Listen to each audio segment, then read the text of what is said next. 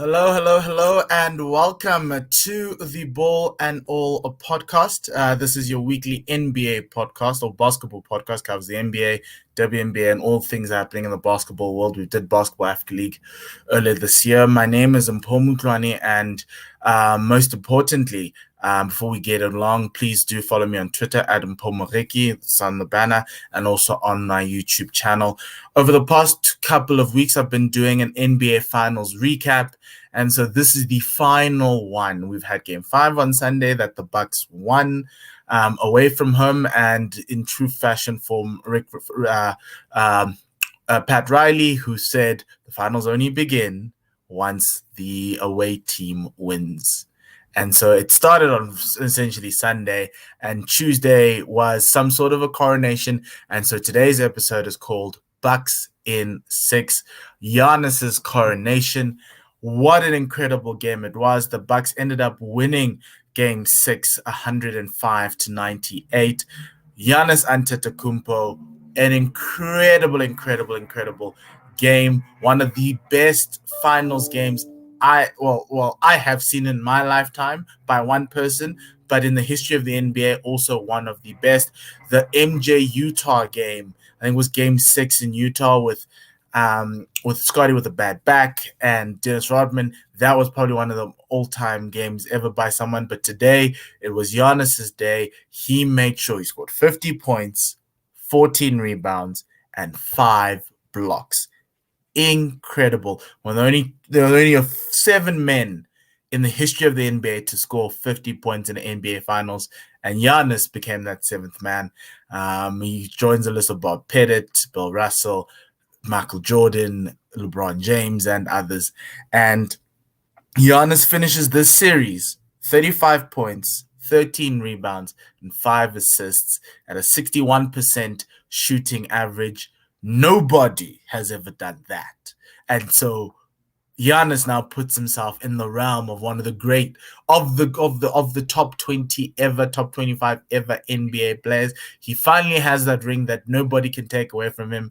A lot of us, including myself, were very hard on him, calling all his flaws, all his limitations, never wanting to give him any credit. But today and throughout this series, he has been hands down the most unstoppable player in this game. And to a certain extent, he is top 2, top 3 in the NBA. And obviously after that Nets series, everyone thought because of KD's very long shoe that the Bucks were lucky, that the Bucks were one size away from being knocked out and Mike Budenholzer getting fired and this whole thing being done again. But Giannis came through after that injury, the knee nearly getting a lot of the knee nearly getting that structural damage, but it didn't. Coming back in Game 1 of that finals, and he got better every single game. He put up multiple 40-point games. He carried this team on his back and he took them to the promised land.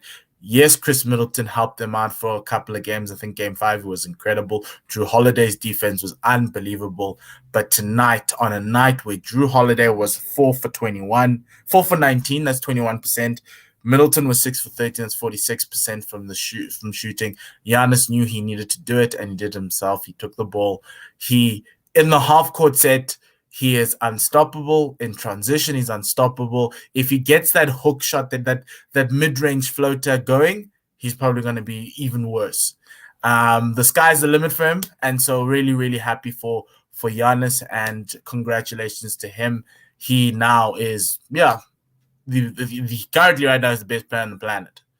You can tell me about KD, you can tell me about, but this man has willed a team without, yes, it's a big 3 in Milwaukee, and you can talk about that, but he's pushed this team on his back and he took them to the promise. And that's what you want. That's what everybody wanted for LeBron. Took LeBron a very long time to get there. Took MJ a very long time to get there. Giannis got there at age 26. That's something incredible. But going into the game, the Suns the Suns have been shooting very well throughout the series. They've been shooting quite well, like about 50% effective field goal percentage. There was the one game where it was below. Even in Game 4 and Game 5, they shot 54% on average. Today they shot just under 50, about 40%. Their 3-point shooting was 25% from the field, or 25% 3-point shooting. it wasn't coming together, but they were still hanging on with the Bucks. And the big problem, and this was something in the series, they just could not stop Giannis. They just could not have enough bodies to stop Giannis. Playing DeAndre Ayton 40, 42, 45 games a night, 45 minutes a night was a bit too much. The Dario Saric injury at the beginning of game one was a telling point because they didn't have a second body. The Suns always had Saric. Even in the Lakers series, the Suns used Saric to try and give some physicality to AD and also to LeBron in the post and everything else. Without Saric, was a little bit too much. We saw 10 minutes of Frank Kaminsky, which tells you what the Suns were doing. DeAndre Ayton didn't have a good night. Every time we got the ball, Giannis was there. He couldn't do much. And he kept on resorting into these mid-range floaters, hook shots that weren't going in. He didn't have his touch tonight. He wasn't the forceful self that DeAndre Ayton was. But Chris Paul showed up. All the Chris Paul haters, yes, fine, yes, Chris Paul blew a 2-0 lead 4 times, whatever it is. But tonight he showed up. He scored 26 points when his team needed him. He kept his team going. He kept on finding his spots. He didn't bring the ball up like last time with Drew Holiday guarding him 94 feet, budging him, pushing him around. So that was an interesting adjustment that Monty Williams did. The one other thing is that the Suns offense throughout the series just kept on being stagnant to a point where they just, if you look at their corner three shot, game 2, I think they took like 21 corner threes. Game 3 in Milwaukee, it was 4. Game 4, I think it was 2. Game 5, again, it was 2. It was 2. And in this game, it was 2 as well. Game 5, I think it was 4.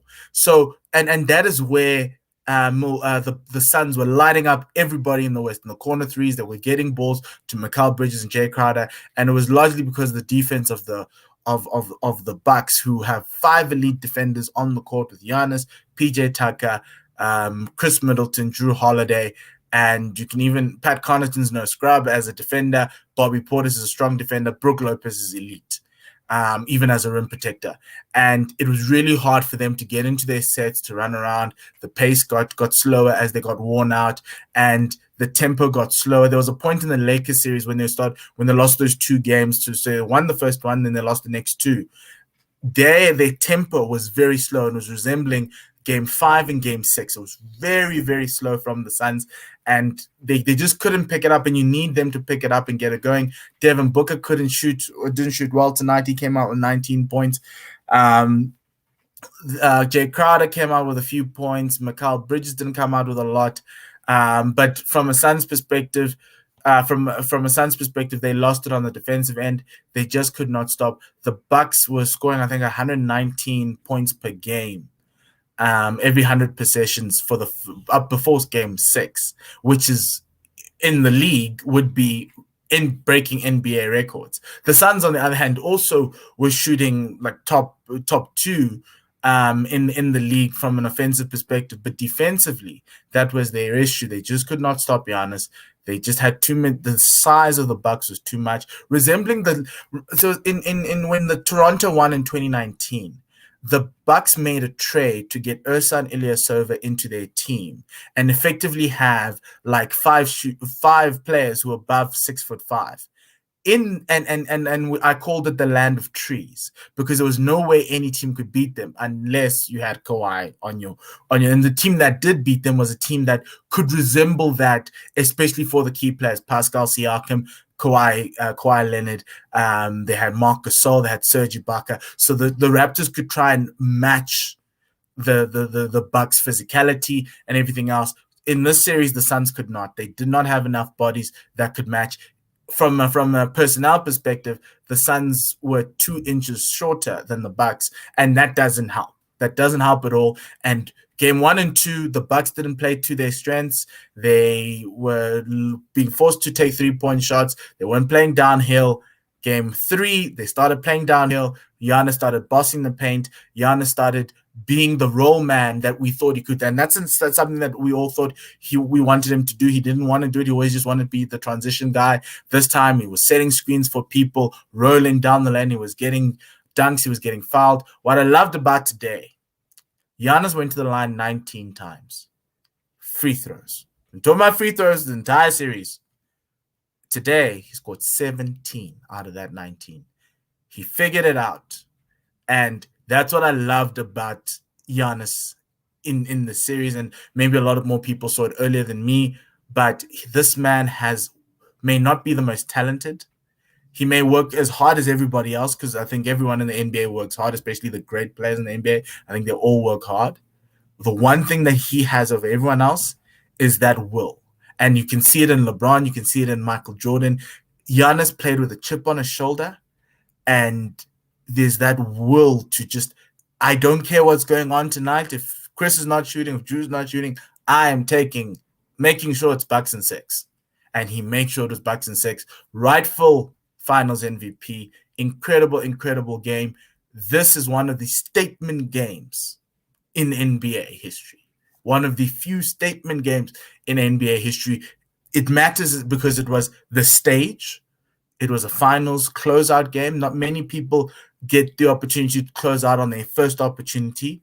He did that. He put 50 points, 14 rebounds, 5 blocks, and he made sure Milwaukee ended up with the title. 50 years since Milwaukee has the title. First player to get 35, 10, and 5 in the finals.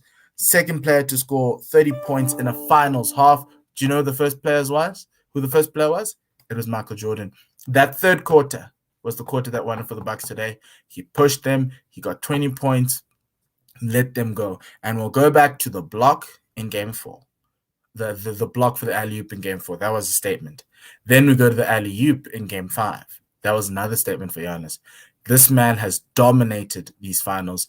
He is nobody in the NBA. Okay, maybe there's one man that's Kawhi who probably can match up to him. But even then, if Giannis wants to put Kawhi in the post, he can put Kawhi in the post if he wants.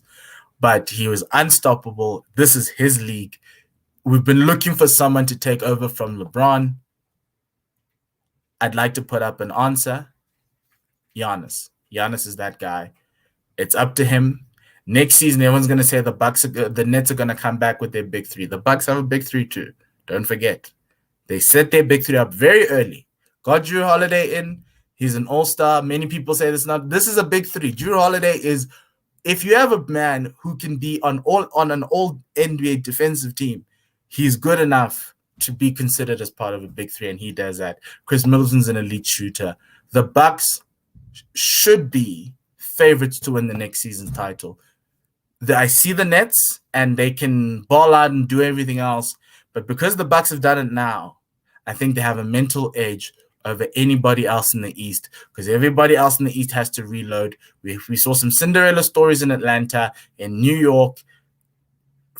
Philadelphia need to sort themselves out, even though they're the best team in the NBA. If they let go of Ben Simmons, their defense might struggle, but they'll figure out a way.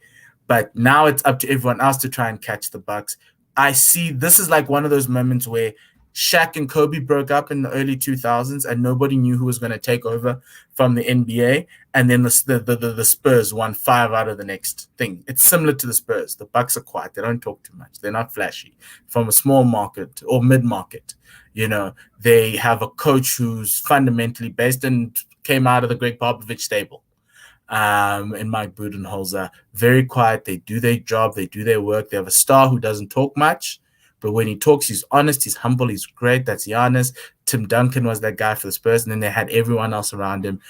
I'm not saying Tony Parker is similar to Drew Holiday, but from a defensive perspective, he brings in the leadership characters that are point guard that you'd want to know. Good point guard. You've got an elite scorer in Chris Middleton. You could say Chris is more Tony Parker, and Manu is Drew, but this team is a team built on humility and everything else. And let's see what next season brings. Things can change. The league landscape changes, but as of today, the Bucks should be favorites for next year. I see the Nets. I believe in the Nets. Not that much, but this Bucks team have got it because they made sure they were healthy. They did it the right way.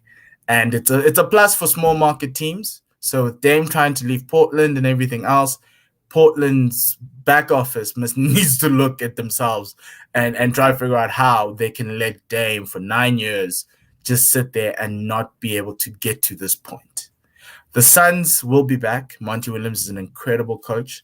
Devin Booker is an incredible player. He's a star in this league, and he will get them back.